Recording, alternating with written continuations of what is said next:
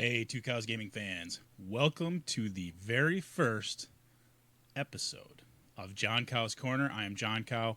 Welcome to the show. We got a big show today, so watch the intro and then we'll get into it.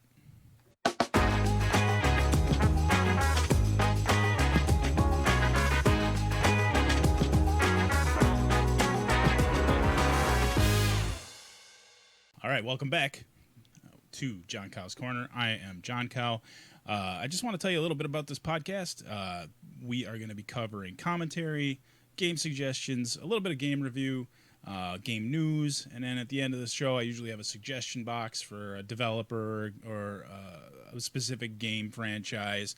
And then we wrap up the podcast, and I try to preview the following week's podcast. Now, I'm not going to be doing that this week because I don't have the outline done, but in future shows, that's what we're going to try to do. Is we're going to try to provide a kind of a snapshot of what the next week is going to be like. So, without further ado, we're going to talk about some recent news that affects gamers. And when we talk about games, I'm talking about tabletop games, board games, video games, mobile games. I'm an equal opportunity gamer, so it doesn't really matter to me what I play. Now, the focus of this particular podcast is generally going to be video games, but with that, bear in mind, we're also going to talk about board games at times and role-playing games, tabletop role-playing games, the whole gamut. But today we're going to kick off with some news that broke over the last couple of weeks. I think it's kind of important to kind of spotlight what's going on in the gaming industry. So we're going to transition over to the other screen, and we're going to talk a little bit about some news. Leading off, as many of you know, or should know, going into the holiday season, Hasbro has decided that they're going to lay off 1,100 workers. Now, the bulk of those workers are actually coming from the WotC group, and not so much their toy market. They've taken a beating over the last year and a half, and they've reduced their workforce by an estimated 29%, which is absolutely ridiculous. And 1,100 of those employees just found out last week that they're getting kicked in the nuts and they're getting laid off right before Christmas. So Merry Christmas to those employees of Hasbro. Now, it's particularly disgusting, especially when you take into consideration the massive success that Baldur's Gate 3 has been. Now, that's a Hasbro license through WotC, and they're laying off 1,100 people after having a huge success like that. There's also talk about them selling off their media company, the ones that did Honor Among Thieves, the Dungeons and Dragons movie that came out a couple years ago. So big news in the world of Hasbro. It's very disappointing that they're doing this, especially with the continued popularity of Magic the Gathering and also Dungeons and Dragons, the brand. They're actually working to launch and develop and launch the 6th edition of the Dungeons and Dragons brand. And the thing is WotC's having their own backlash these days with the way that they handled the open gaming license debacle about a year ago. So they're still recovering from that. So it's going to be interesting to see what happens with Hasbro, with WotC, and all of their franchises, all of their properties. So moving on. It also came out last week that the developer of the game the day before, Fantastic, 4 days after the launch of their game, shuttered. This was supposed to be a huge survival horror game, multiplayer style survival horror game. And due to endless bugs, problems with the deployment of the game, and development issues, and then, of course, according to the board, they're shuttering because they ran out of money. They just have no more money to throw at the game. But they're shuttering. They shuttered 4 days after the game launched, which is just unheard of. It was an absolute disaster. It's shut down on Steam.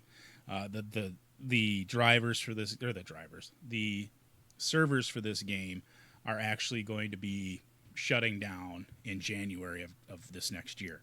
So not a lot of time to play the game before it actually gets shut down. No more support for it, no more patches for it, nothing like that. So best of luck to the employees of Fantastic in finding new work. But it is kind of bad news, especially for a game that had a lot of hype when it was in production. So that's the news for today. Now, before we get further into this, we're gonna shift gears a little bit. It is Christmas. This is the Christmas show, and I would be remiss if I didn't share one of my favorite Christmas stories of all time. My brother and I are gamers. Me more than my brother. Gaming has been a huge fixture in my life the whole time. Ever since I got my first gaming system, and that's what this story is about. My brother was in 4th grade, maybe 5th grade, and I was in 7th or 8th grade, and he had gone over to a friend's house to play the Nintendo, because that was kind of just hitting our shores. It was just coming over from Japan after a huge launch over there, and he absolutely fell in love with it. And somehow he talked me into agreeing to ask for a Nintendo for Christmas. And so, as we got closer to Christmas, we would go to Kmart or we would go to Walmart, and they were always sold out. There was no way to get a system. And my dad's like, well, we'll keep an eye on it. We'll keep an eye on it. And then Christmas kept getting closer and closer and closer. And finally, the day arrived, and we were sitting there watching my sister open presents, and we noticed that there was only a handful of presents under the tree, but none of them, a handful of presents for he and I under the tree, but none of them were big enough to be a Nintendo Entertainment System. And so we were getting a little bit more discouraged, and we got the typical stuff like, oh, here's some markers, here's some drawing paper, here's your stocking stuffers, here's some socks because you guys have holy socks, and here's some underwear because you need to have some clean underwear. And then we started getting into the slightly more expensive gifts, and we got the game Top Gun, and then we got Karate Champ, and we got Commando, which was another big one, and no Nintendo, just the Nintendo games. And we finished unwrapping all the presents, and my mom and dad kind of sat us down and said, we tried to get you a Nintendo for Christmas, but they were sold out everywhere. Woolworths didn't have one, Kmart didn't have any, Walmart didn't have any, and so we were kind of disappointed because we had all these games that we wanted to try, but no Nintendo. And then my dad's like, well, I'm gonna go get a cup of coffee, and he asked my mom if she wanted a cup of coffee, and she said, yeah, and maybe grab something out of the back hall. I don't remember what she said it was, but our house at the time had this back hall that would go downstairs to the old coal room. And my brother and I were kind of pouting and being bad sports because my sister got all these gifts, and we got like 7 gifts between the two of us. And my dad comes back. He goes, I found this in the back hall. It's a one last present, and he's like, it's addressed to you and Matt. And it looked suspiciously like the size of a Nintendo Entertainment System box, but we didn't want to get our hopes up because why would my parents lie to us about getting a Nintendo? And so we sat down on the couch, and my dad's like, now you got to open it at the same time. You can't, one of you can't just rip it open. And so we started unwrapping it, and sure enough, it was a Nintendo Entertainment System with 2 controllers and the pack-in of Super Mario Brothers. And my brother and I lost our minds.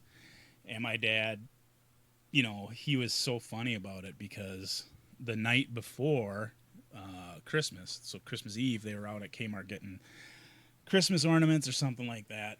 And my brother was with him, kind of long facing it, and he asked the sales lady. Now, this is the lady that sold the Nintendo to my dad just a few days before.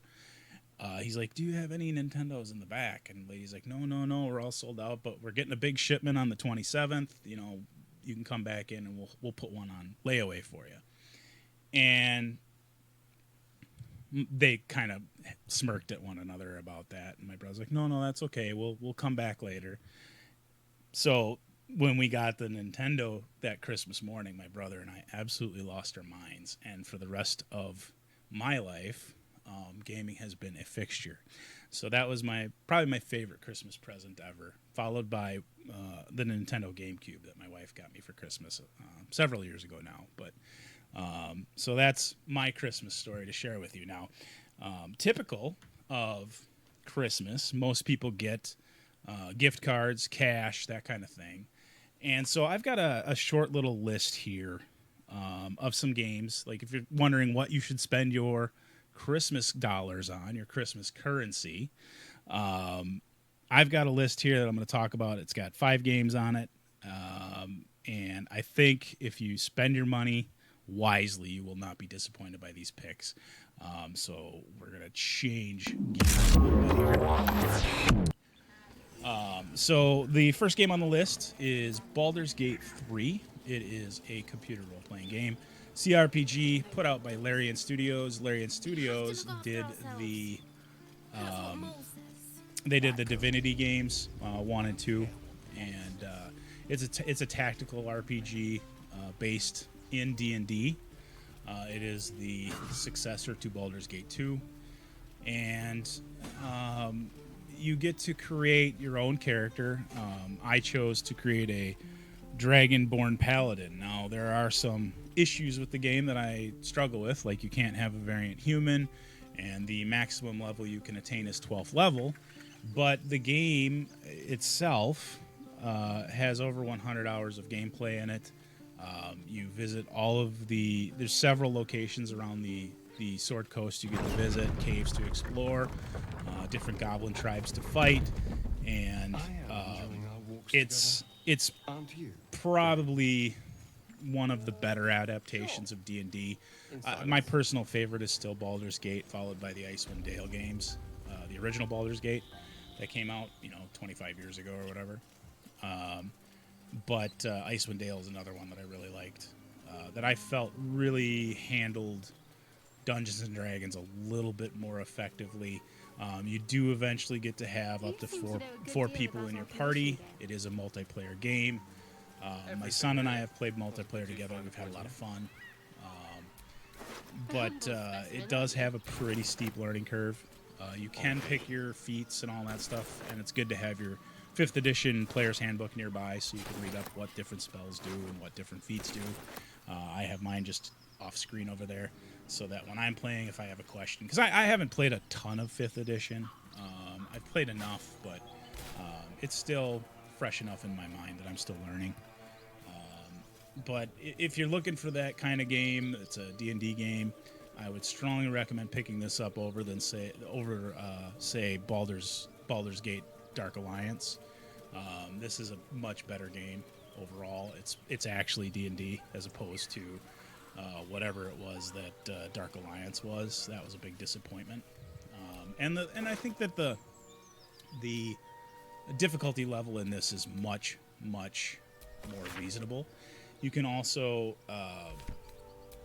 set the difficulty levels a little bit differently. There's not a lot of customization as far as, can I make a hybrid class? You could choose your race from I think 6 or 7 different races. You could choose from all of the main classes in the player's handbook and their subclasses that are in the book. It's a solid game. The nice thing is if you get it on PC, you can play it with a controller or with mouse and keyboard. It's also out on PlayStation 5 and Xbox Series X.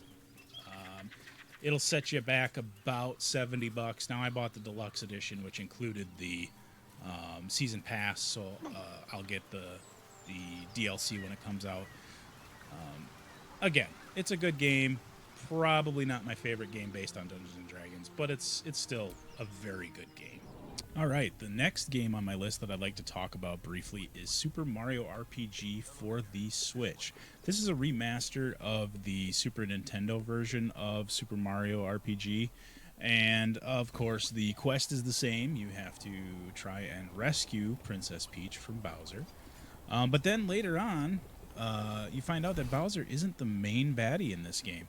You have to recruit other players or other characters from the Mario universe to join you on your quest. You start out with Mario, and then you can recruit Mallow and Geno and Bowser, and eventually you will get Princess Peach to join the group as well. And then you get to go on this crazy adventure through the Mario Kingdom. As you can see, the Nintendo Switch version has absolutely gorgeous graphics that have been remastered to 1080p HD. I would love to see this in 4K. I think it would look even more stunning. But even on the Switch, the current Switch hardware, it looks fantastic. Colors pop, characters look great, the controls are absolutely smooth as butter. I can't say enough nice things about this game. The combat, because it is a Square Enix and Nintendo collaboration, is very familiar. It has a lot of the same kind of set pieces that a Squeenix game has. It's a turn-based combat. You have a lot of similar abilities. But then there's a lot of abilities. There's a lot of abilities in this game that are Super Mario centric. For example, Mario can wield a big hammer. He also can throw fireballs. Eventually, he can learn the fireball skill. And then there's also like a timing element. When you hit, if you push the A button at the right time, you can actually do a critical hit. So the exploration of this game is just fantastic. I can't stress enough. If you've got $60 of game currency or gift cards or whatever, you can't go wrong if you're looking for that next great game on Nintendo Switch. So I would strongly recommend Super Mario RPG. And with that, we are going to move on to my next recommendation, which is a $20 investment. So maybe you don't have a lot of gift cards floating around or a lot of store currency. This is a retro-inspired football game called Legend Bowl. It has 8-bit graphics, but it's in a 4K resolution, so it's absolutely gorgeous. You can choose from a 32-team roster. You are able to manipulate your depth chart, and there's also unlimited number of seasons you can play, so there is a franchise mode. You can play couch co-op. You can play tournament style if you have friends over. It's just a great game. It's a lot of fun. Now, one thing I will point out is that passing can be frustrating. It's not a push button kind of situation. You have to use the right trigger and the joystick depending on what platform you're playing on. If you're playing on Xbox and PlayStation and Nintendo Switch, you would use the left stick to help kind of steer your pass. But it's also available on PC. But at $20, it is probably my favorite football offering right now. And I say that being a lifelong Madden fan. Madden 24 just is not inspiring to me anymore. But we'll talk about more of that. We'll talk about that more later in the suggestion box. Anyway, if you've got $20, I strongly recommend picking up Legend Bowl. It's well worth it. Unlimited seasons. You have rookie drafts. You have free agents. You have people that retire, and you got to build your team. I'm actually in my 3rd season, and I've won the Legend Bowl one time. The AI in this game is adjustable. Now I play kind of middle of the road because I coach. I don't actually play the games, but it is still a lot of fun, and it has that strong Tecmo Super Bowl vibe that I absolutely love. I do wish you could change the camera angle, but ultimately it's not a deal breaker for me. You have weather effects, you have referees that run on, you have a kind of like a fly-on commentary. And then there's injuries, so you have to keep an eye on that. So if you've got $20 to spend, I strongly recommend Legend Bowl. It's probably the best football game that's out there right now. The next game on my list that I want to talk about is Cyberpunk 2077. It is an RPG that really struggled at launch, but with several patches and updates, it's really kind of come into its own. It's an RPG game made by CD Projekt Red. They do the Witcher series, and it's a robust game. You choose one of 3 classes or backgrounds, I guess. You can be a street kid, you can be a corpo, or you can be a nomad. I chose for this playthrough because there's also the big expansion is Phantom Liberty, and they recommend that you restart the game so you can play it from scratch with all of the new updates. So that's what I did. So in this particular playthrough, I'm playing as a street kid, which is kind of like a hacker. There's a certain level of hacking for all of the classes, but that's my background as a street kid. And that affects your connections in the game, like who you have influence with and who you can interact with at an advantage. But it is a great game. Gunplay is a little loose for my liking, but you can adjust that in the menus. And I also wish you could adjust the field of view a little bit. I feel it's a little bit constraining, but overall, fantastic game. And I think you can get it right now with the Phantom Liberty expansion for like $49, I want to say. It's on all of the major platforms. It's on PC, it's on Xbox, and it's on PlayStation 5. So whatever version you want to play. It is a mature themed game. There is a lot of gore and violence, not to mention nudity and strong sexual situations. But I think when I first started playing this game, I sank about 80 hours into it, and I was nowhere near the end.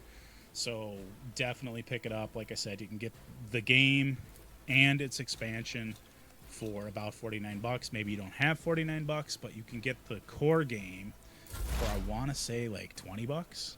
So if you shop around, you can get it for $20. I just bought a copy for Johncow for $20 online. So definitely check it out. Now, the last game on this list is probably my favorite of the whole bunch. This just released on December 7th. This is Warhammer 40k Rogue Trader. This is developed by Owlcat Studios. They did the Pathfinder games, and it kind of has a lot of the same feel. Even like the main character, I chose the same voice that I used in Pathfinder. And to be honest, this game is my personal favorite of Baldur's Gate 3 and Rogue Trader. I prefer Rogue Trader. It's more of a tactical RPG. You have a large number of characters you can recruit. It's in the Warhammer universe. There's space combat. There is ground combat. It's a massive story. There's all kinds of different factions you can work for, against, or with. And not to mention, there are a variety of archetypes you can choose. And not only that, it's so granular how detailed you can get with your characters. You could choose the type of homeworlds that they come from, their backgrounds. Like, I'm playing a crime lord who becomes a bounty hunter. But you can also choose other archetypes. There's the assassin, there's the vanguard. There's just so many different combinations you can play in this game that you really need to play it through multiple times, and it's a massive game. I mean, there are so many different systems to explore. You're in control of your own void ship, which is awesome. Money is not an issue in this game. The way they handle that is with a statistic called profit factor. And it's based kind of on your influence. How do you interact with people? How do you sell different things? That is foolishness. I'm kind of, and then there's like different alignments too. There's like iconoclast, there's heretic, and then there's dogmatic. Basically, dogmatic is you're devoted to the immortal emperor. You follow in his footsteps. You kind of are like a beacon for the Imperium of Man. Heretic is sort of like you kind of brush up against the chaos philosophy. You're not so constricted by living the Imperium's kind of rule of law, and you actually don't give a shit about anybody else. You serve yourself, and that has different ramifications with the people that are in your group, because a lot of the people in your group you build relationships with through the course of the adventure, and they may leave you if you stray far from some different nodes or different alignments. Now, I'm trying to play through as an iconoclast. That's kind of like your typical hero, willing to sacrifice themselves for the greater good, willing to help other people for the greater good, but also understands that there are gray areas where maybe, you know, the dogmatic nature of the Imperium of Man doesn't really apply, and that you need to have some flexibility, some brevity when dealing with people. And then also even a little bit of heresy. You know, you have to accept a little bit of heresy in your character to maybe make things work. But it's for the greater good, so it helps you through the adventure. But they say, now I've read articles from the publisher, and they said that after the first 100 hours of the game, then it really opens up, and you can have a great time. Now, I'm about 50 hours in, and I'm just scratching the surface. I've just managed to figure out how different warp paths work, and how to secure them so that I can travel safely, because as you're traveling through the warp, for those of you that know Warhammer 40k, bad things can happen if they're not safe. And so you want to secure your warp routes. And I just learned how to do that with my navigator.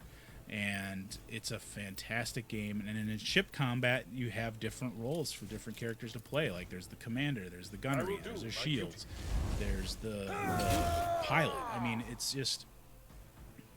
just so much depth to it that it's hard to really like take in all at once. So it's a great game to just experiment with. There's different weapons, armor, everything you could possibly want in an RPG adaptation of the Warhammer 40k universe. Now, I have run into a couple of bugs, and I had to go back and I had to reload one of my earlier saves because I couldn't progress in the adventure. But you know, usually a little Google search will help you out with that. Again, this game is not meant for kids. It is a very gory game. A lot of bloodshed, a lot of body parts flying around. So keep that in mind when you're playing it. If you have small kids, maybe don't play it when they're out and around. It's also on PC, which is the version I play, but you can get it on PlayStation 5 and Xbox Series X. Again, if you get a chance, definitely spend the $50 on it. You won't be disappointed. You'll get your money's worth. Again, I bought the deluxe edition because it included some downloadable content that I wanted. But don't feel obligated to buy the deluxe edition. You don't get any extra stuff necessarily that changes the outcome of the game. It's mostly cosmetic type stuff. But they are already working on an expansion for it. It's going to be interesting. And the other thing that's cool is that the level cap, I don't know that there's actually a level cap in this game, but you get to the highest tier at level 36, and you can still advance because you have all of those levels to get through that add different abilities and different skills to your character. If you look to the right there of that point, you can see the skill. And it's significant. There's 16 or 17 different skills there that you can put where you want them. Again, you can play this game with a controller. I actually find that playing with a mouse and keyboard is the way to go. But by all means, if you don't buy any other game with your Christmas currency or your gift cards or your cash that you get for Christmas, buy this game. Especially if you're a Warhammer 40 fanatic like I am. It is so good. It is such a good game. But now it is time to get into the commentary segment of this glorious podcast. Again, I want to say thank you to everybody for listening to it. But right now, it is time to get into it. So, leading off, EA Sports made their big announcement a couple weeks ago that the latest patch is going to be the last patch for Madden NFL 24. So I eagerly downloaded it thinking, oh, this will really smooth out some of the issues with Madden. And it did not. Madden 24 still blows even after this massive patch. I think it was like 6 gigabytes or something like that. It did nothing. The franchise people got the shaft again, as we always do, because there's no microtransactions in franchise mode. That is the cash cow for Madden right now, is the MUT system, the Madden Ultimate Team. It's an embarrassment that's what it's gone to. To me, I play for the franchise mode, and as do most of the people that I know, most of the people I see online. Their biggest gripes are that franchise mode is essentially the same mode that it's been for the last 5 years. They've done nothing to address legacy issues. The fumble and interception bug are still a problem. I've written about that on my blog. Momentum is still a non-factor in this game. If your defensive tackle is 6'6", 335 pounds, he does not move like a 6'6", 335 pound person. He just moves like a big offensive lineman.